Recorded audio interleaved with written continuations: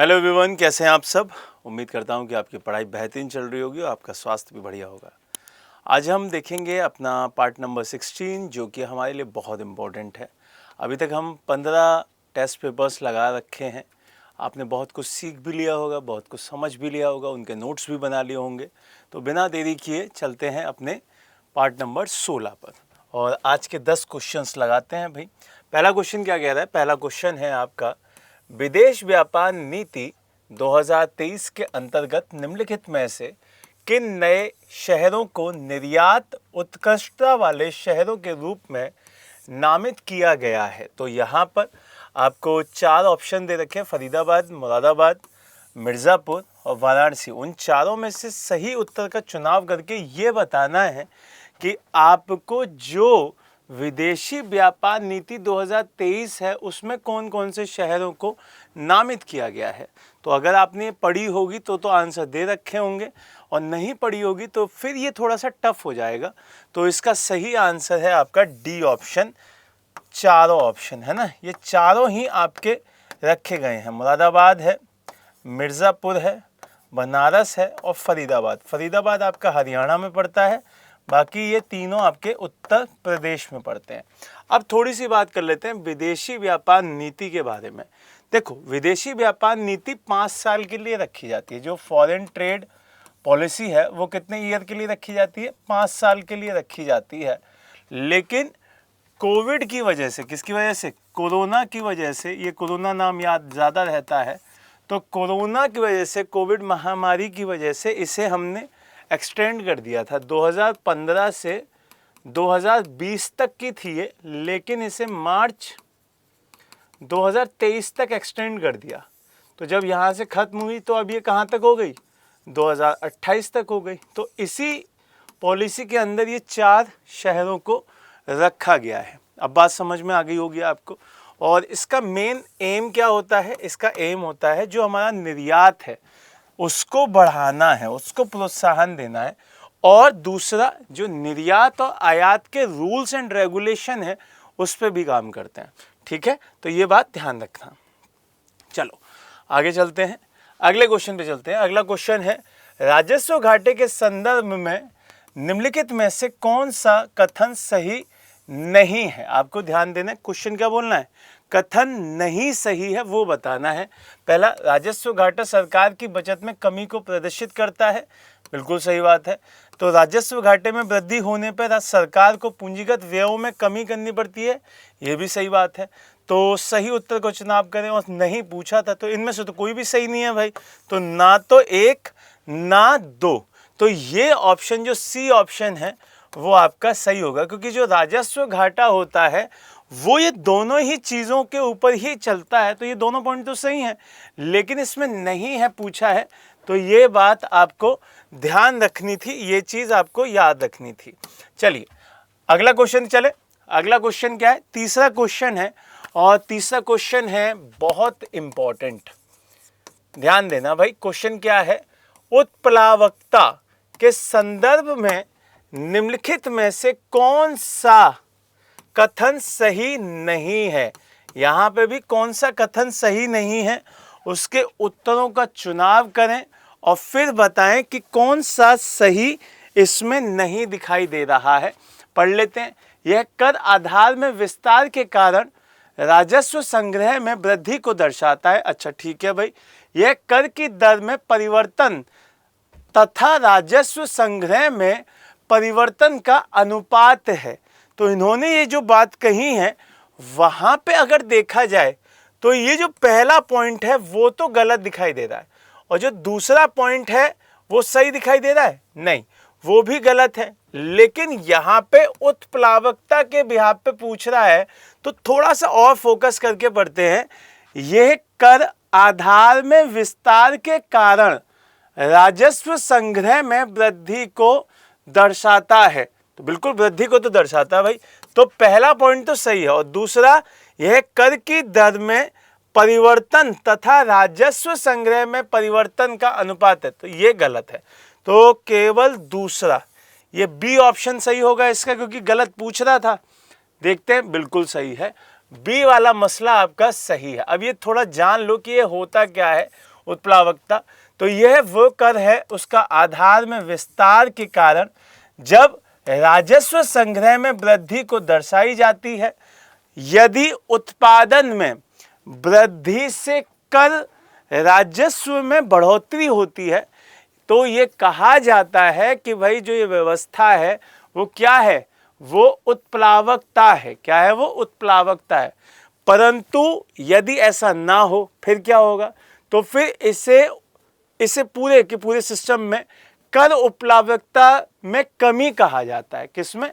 कर उत्प्लावकता में कमी कहा जाता है। तो पहला स्टेटमेंट तो सही था। अब दूसरा लोच, जिसे इलास्टिसिटी कहा जाता है। आपने देखा है ना कि एक एक्सटेंड लिमिट होती है जहां तक खींचते हैं और फिर अगर छोड़ें तो उसी जगह पे वापस आ जाए, तो उसे कहते हैं इलास्टिसिटी।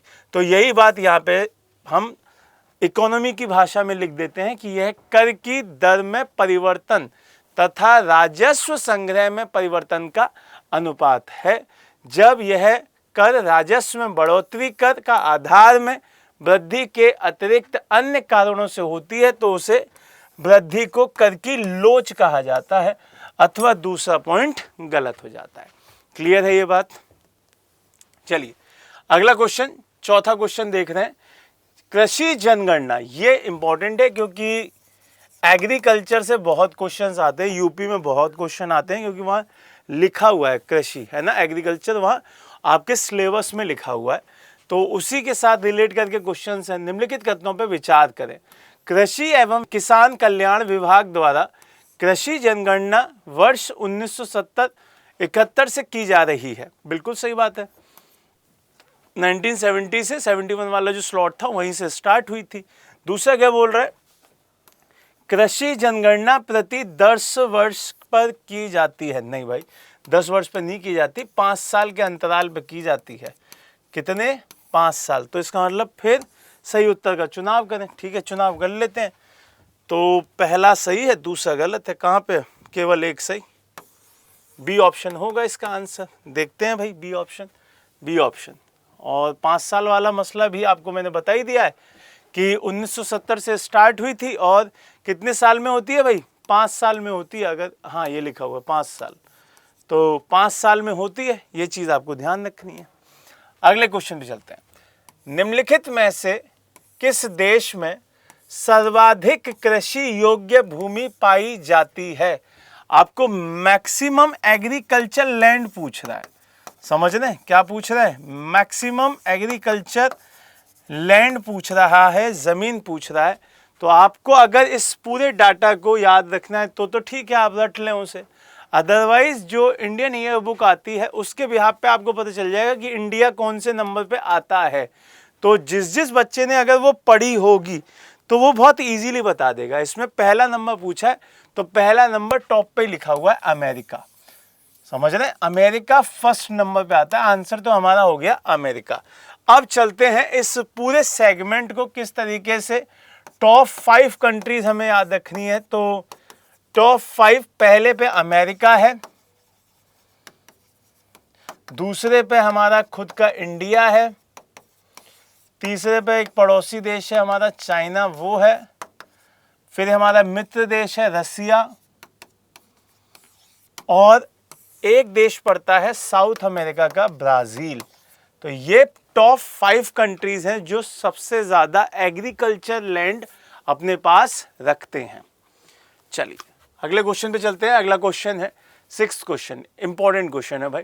निम्नलिखित में से कौन सी फसल सरसों कुल की नहीं है? आपको बताना है जो आपका मस्टर्ड फैमिली है, कौन सी मस्टर्ड फैमिली है उसमें नहीं आती है, वो आपको इन चारों में से एक फसल बतानी है। मूली, सूरजमुखी, सलजम या फूल गोभी। अब ये बड़ा अलग सा क्वेश्चन है क्योंकि एग्रीकल्चर में फसलें आती हैं तो आपको जो सूरजमुखी है वही इसमें नहीं आती, बाकी ये मूली, शलजम और फूल गोभी ये तीनों की तीनों क्या है? सरसों की फैमिली में आती हैं। तो जो आपका क्या है भाई? सूरजमुखी, वही इसका सही आंसर है। ठीक है, देख लेते हैं फसलों का वनस्पतिक वर्गीकरण। सरसों में सरसों, राई, तारामीरा, मूली, सलजम, फूल गोभी, पात गोभी, ये सब एक फैमिली में आती हैं। ठीक है। अच्छा, यहाँ पे सी लिखा है, यहाँ पे बी लिखा है, इसे बी कर लेना, इसे सी कर लेना। ठीक है।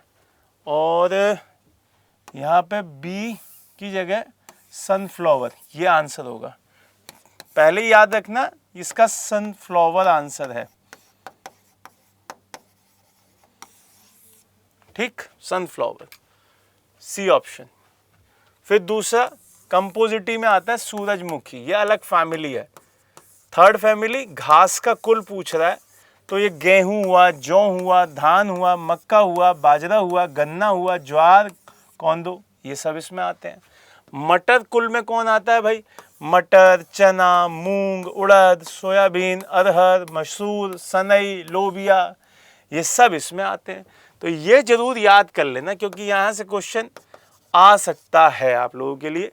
ये अच्छा स्लॉट था। ठीक है। तो थोड़ा सब्जी वालों का भी सोच लीजिए कि हमको अगर याद रहेगा तो उससे बोल पाएंगे बताओ इस वाली फैमिली से कौन सा है ना, तो वो भी थोड़ा परेशान हो जाएगा कि अच्छा हम सब्जी बेच रहे हैं, ये पढ़ के आए हैं। तो पढ़ने वाला इसीलिए खास हो जाता है, उसे सब चीज़ का पता होना चाहिए। ठीक है। जब आप आरओ बन जाएंगे तो आप फिर बता पाएंगे, देखो बाबू ये होता है। ठीक है। चलो अगला क्वेश्चन। सूची 1 खाने वाला भाग है और सूची 2 उसका फल है। तो पूछ रहा है कि कौन सा भाग हम किस फल का खाते हैं, सही मिलान करके बताएं। तो ये क्वेश्चन बड़ा बढ़िया होता है, ये बहुत बार यूपी में पूछा भी जाता है, यूपी का फेवरेट क्वेश्चन है, तो इसलिए अपने आप में इम्पोर्टेंट है। मिलाओ, मांसल एरल, ये लीची में खाया जाता है। फिर एंडोस्पर्म, ये नारियल का होता है। फिर रसदार टेस्टा, ये अनार का है। परदिल पुंज सहतूत का है। तो ये सारी सही है एक दूसरे के साथ।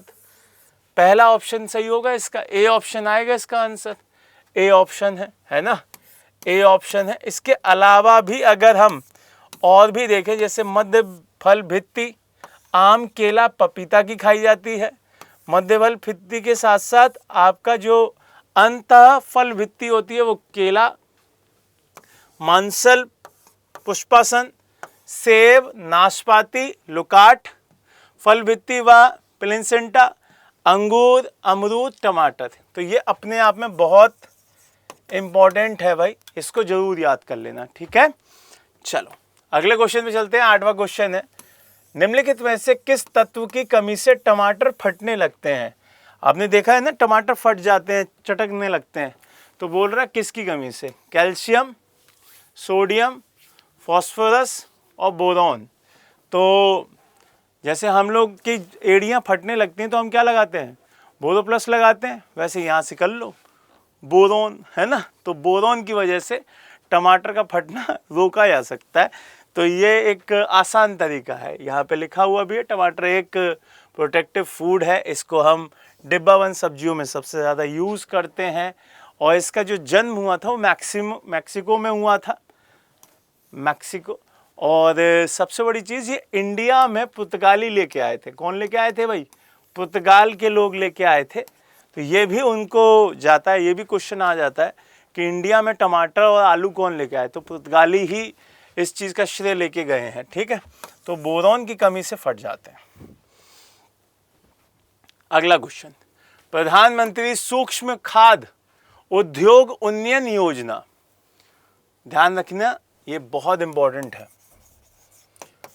के लिए पात्र उधारकर्ता हो सकते हैं कौन कौन? ये पूछ रहा है आपसे। किसान उत्पादक संगठन, स्वयं सहायता ग्रुप, सहकारिता, मौजूदा सूक्ष्म खाद्य प्रसंस्करण उद्यमी। तो ये सारे ही हो सकते हैं, उनको ध्यान रखना, ये सारे ही उधार ले सकते हैं। तो चौथा ऑप्शन इसका सही होगा, डी ऑप्शन। देखते हैं, बिल्कुल सही है। तारीख याद कर लो बस, 29 जून 2020 को ये स्टार्ट की गई थी, पीएम सन ने स्टार्ट की थी। इसी को शॉर्ट फॉर्म में क्या बोलते हैं? PMFME। क्या बोलते हैं? PMFME। तो इसमें सारे के सारे लोग उधार ले सकते हैं। चलिए आज का लास्ट का क्वेश्चन जो कि आपके होमवर्क के लिए है, उत्तर प्रदेश बजट 2025-26 के तहत कुछ चीज़ें सामने आई, उसी पर विचार करना है। और 2 पॉइंट आपके लिए लिखे हैं। आपको सही उत्तर का चुनाव करके कमेंट बॉक्स में आंसर देना है। और आप इस सीरीज़ को बहुत अच्छा रन करवा रहे हैं। उम्मीद है आप इसको सीख भी पा रहे होंगे, बढ़िया से इसको याद करते हुए चल रहे होंगे। और उम्मीद है कि यहाँ से आपके पेपर में चीज़ें भी आपको मिलेंगी और आप फिर बाद में आके बताएंगे भी कि सर आपका पढ़ाया हुआ चीज़ों में आया है। ठीक है, तो 8 बजे लाइव में फिर से मिलते हैं दोबारा से। बढ़िया से पढ़ते रहिए। जय हिंद, जय भारत।